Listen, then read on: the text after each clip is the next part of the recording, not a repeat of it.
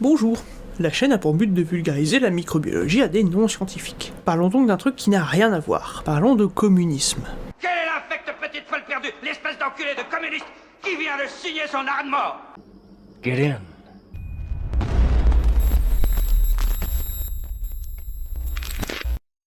En plus de tous les mécanismes dont on a abordé au cours des 3 précédents épisodes, eh bien il y a tout un tas de choses dont on doit parler aujourd'hui, de manière pas trop compliquée quand même. On n'est pas des bêtes. Ça va? Tu te la coules douce sur mon bureau, puis je vois que t'as commencé à squatter un peu. T'entends pas beaucoup d'un coup, hein. Quand il n'y a plus de quoi se mettre sous la dent, Myxococcus va former un corps fruitier, une espèce de champignon, si vous préférez. Il va passer d'une forme de cellule en bâtonnet à une forme sphérique. Ce corps fruitier il va produire des spores qui sont résistants à la dessiccation et au stress environnemental en général. Et une fois que de meilleures conditions feront leur apparition, ce corps fruitier va éclore et libérer les spores dans l'environnement, qui vont pouvoir se développer, donner lieu à de nouvelles Myxococcus et pouvoir défoncer tout ce qu'il y a dans l'environnement. Cruauté, réveille-toi. Un peu comme ça, oui. Et bien justement aujourd'hui, parlons un peu de comment il se forme ce corps fruitier. «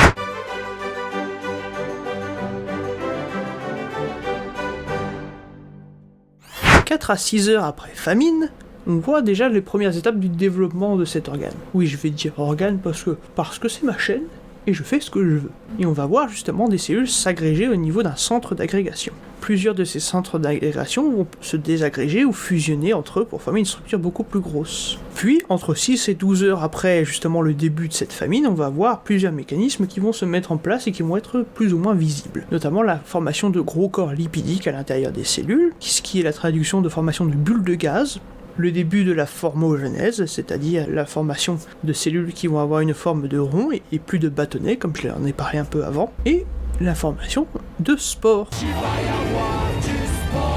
Des structures cellulaires qui sont un peu des œufs avec plusieurs couches, comme les oignons. Ils ont des couches. Et qui vont permettre aux cellules de résister au passage du temps. Et puis cette agrégation forme un petit monticule qui au bout de 24 heures va donner des corps fruitiers, des structures qui vont contenir des centaines de milliers de cellules densément paquées entre eux et qui vont justement former cette espèce d'énorme organe. Enfin énorme. Comme ma bite. Pour une bactérie.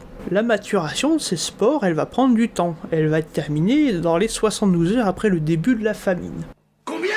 C'est-à-dire que le corps fruitier sera fini avant que les spores ne soient prêtes. Et tout ça va être lié entre autres par la matrice extracellulaire, ce qui fait que lorsque tout va se mettre à germer, on aura quand même un ensemble cohérent de cellules qui seront prêtes à devenir un essaim.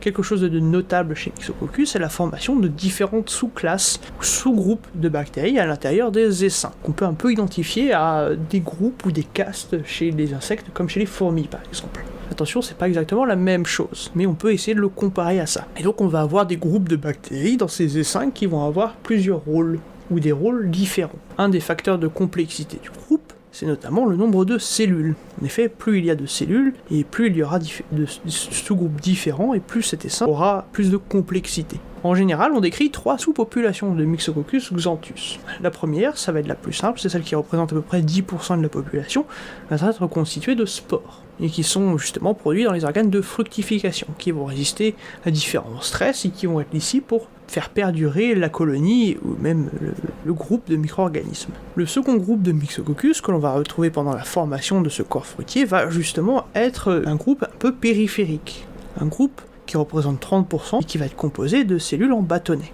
et qui vont rester à l'extérieur de la fructification. Les cellules restantes, donc lors de la formation de ce corps fruitier, vont représenter 60% et ne vont avoir pour but que de mourir pour fournir plus de nutriments au reste de la colonie lors de la formation de ce corps et permettre ainsi à la colonie de résister sans avoir besoin de libérer des spores. Lorsqu'il y a formation de spores, il y a tout un remodelage cellulaire qui entre en jeu. Remodelage cellulaire qu'on verra lorsque l'on parlera exclusivement de spores chez les bactéries. Il va donc falloir s'abonner pour ne pas louper cet épisode, ou ces épisodes, parce qu'il y en aura sûrement plusieurs. Mais dans le cas de Myxococcus xanthus, on va voir que la cellule va être reprogrammée pour passer d'un mode bien beaucoup plus actif, producteur d'enzymes, à une cellule qui va être beaucoup plus passif, semblable à un œuf, qui va être justement ce spore. La formation du corps fruitier va sauvegarder exclusivement un seul groupe de Myxococcus, c'est-à-dire qu'il y a un système d'exclusion à l'intérieur de la colonie, ce qui montre qu'il y a encore un peu de délit de sale gueule à l'intérieur de cette colonie. Espèce de paquet de merde, t'as une chier gueule de vermine. Un petit détail un peu rigolo, c'est que de nombreuses recherches ont pointé du doigt qu'il y a une population de Myxococcus à l'intérieur de chaque colonie qui ne fout rien. En effet, en plus de ne pas participer à la formation du corps fruitier, elle va juste agréger des ressources pour elle et se développer sans pour autant contribuer à l'essor de la colonie. Paisible. À la fraîche. Ce comportement, en plus de pas être très cool, va mettre en danger la colonie, puisqu'il va priver la colonie de nutriments nécessaires pour son développement, ou au moins pour le développement du corps fruitier, et il va juste voir une bande de petites cellules faire leur vie dans leur coin. Ça, c'est pas cool. Du coup, on a une toute petite partie de la population qui se goinfre sur le dos de la majorité. Je parle bien entendu de bactéries, hein. Oui, bien sûr. Aussi. Néanmoins, à l'intérieur de chaque population de Myxococcus, il y a des mécanismes pour repérer ces petits profiteurs, leur faire leur fête. Alors on déguste un vieille merde. Notamment, il y a un système de communication qui induit un système de sécrétion et d'échange lors justement de la colonisation et du développement de cette colonie et du développement du corps fruitier, ce qui va permettre de reconnaître les organismes les moins productifs.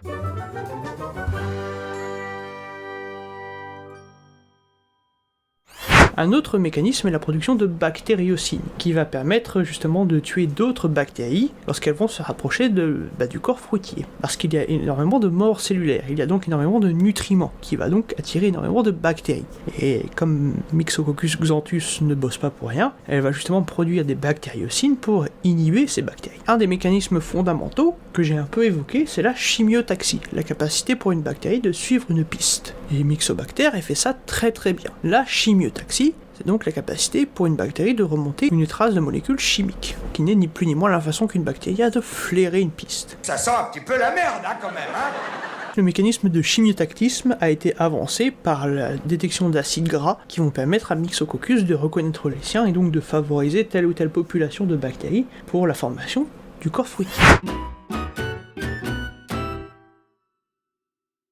En conclusion, Myxococcus est une bactérie extrêmement sociale, qui travaille en coordination, qui maximise l'utilisation des ressources, et tout ça dans un seul but, la prolifération de la colonie. On a vu de nombreux comportements coopératifs tels que la prédation, la mobilité A et même la mobilité S, et tout ça dans un seul but, c'est de faire évoluer justement cette population, cet essaim de bactéries. On a vu que énormément de facteurs rentrent en jeu dans la coordination de la nage et de la prédation, notamment ces systèmes de mobilité, mais également la matrice extracellulaire, les fameux exopolysaccharides, les trucs morveux dégueux qui collent, qui va permettre aux cellules de rester en contact physiquement, mais également faciliter la transmission de messagers, par un système de vésicules et de tubules. Tout cela va faire que les cellules vont rester à proximité, étant capables de communiquer et de se synchroniser, mais également de digérer des proies qui vont justement libérer des nutriments, et ces nutriments vont être faciles d'accès pour les cellules qui seront donc juste à côté, ça tombe bien. Et tout ça, toutes ces fonctions sont un mécanisme multicellulaire, qui sont médiés par tout un tas de médiateurs. Un médiateur qui médie. J'ai de l'inspiration pour les textes. Toutes ces activités sous-entendent un mécanisme de régulation. Régulation de synthèse, mais également régulation de la reconnaissance. Parce qu'on ne veut pas que Myxococcus bouffe ses petits copains. Ça ne se fait pas. Ne faites pas ça chez vous. Et ce micro-organisme social est un peu fou, et j'espère que vous avez découvert avec cette série de vidéos. Il a été découvert il y a 70 ans. Et il y a encore énormément de mécanismes et de questions posées à l'encontre de comment ce micro-organisme fait pour faire telle ou telle action.